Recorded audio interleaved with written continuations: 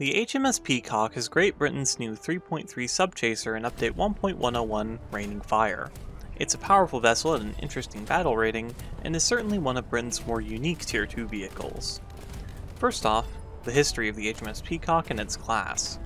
5 ships were commissioned into service between 1983 and 1985. All 5 ships stayed in Hong Kong until 1997 when 3, including HMS Peacock, were sold to the Philippine Navy and 2 to the Irish Navy. Both countries upgraded their Peacock-class corvettes, with the Philippine Navy giving theirs a 25mm Bushmaster and 2 Oerlikon cannons, while the Irish Navy added 2 Rheinmetall 20mm cannons and various machine guns to theirs. All 5 ships of the class are still in service today. In War Thunder, the HMS Peacock only has one gun, a 76mm 62 caliber Oto-Melara cannon. This is the same gun that's present on the Albatross and Sparviero. The Peacock brings this gun to its lowest battle rating in game at 3.3, and on a much more stable platform than the Sparviero. The 76mm cannon has a first stage fire rate of 85 rounds per minute, and 85 of its 115 rounds in a first stage ready rack. Overall, the Oto-Melara cannon has pretty good dispersion, a great fire rate, and an incredibly high overall damage output for its battle rating. The 115 rounds of ammunition does dry up rather quickly though, so it's important to make every shell count, and occasionally take time to reload the ready rack. The Oto-Melara gets 3 shell types, HE, SAPBC, and HEVT. The basic HE shell is fine, though it has no real reason to be used after unlocking HEVT.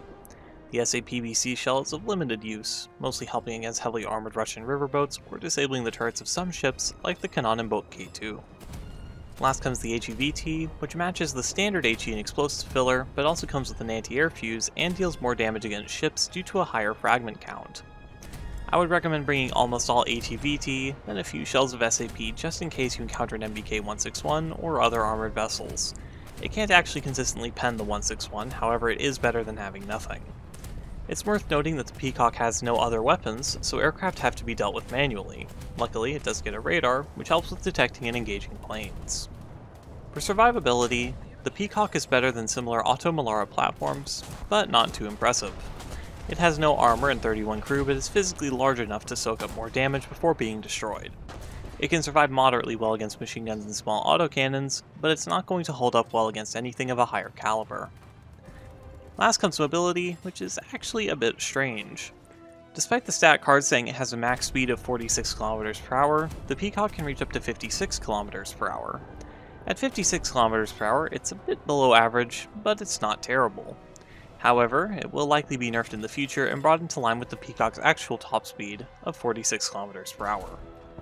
When or if it's reduced in the future, that would make the mobility significantly worse, as it's likely to also affect the turning and acceleration of the ship. However, it's not likely to affect the overall playstyle of the Peacock much either way.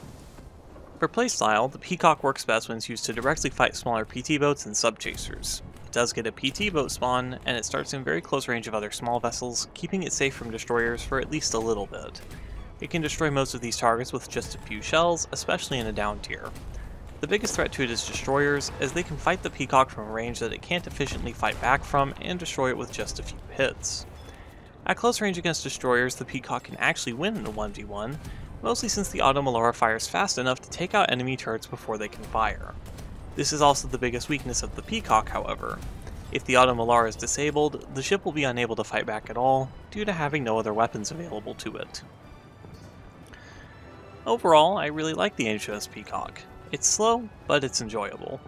I can't recommend grinding it due to being locked behind the fair miles and costing more than any British destroyer as of Update 1.101 at 120,000 RP, but it's a fun ship to come back to and play.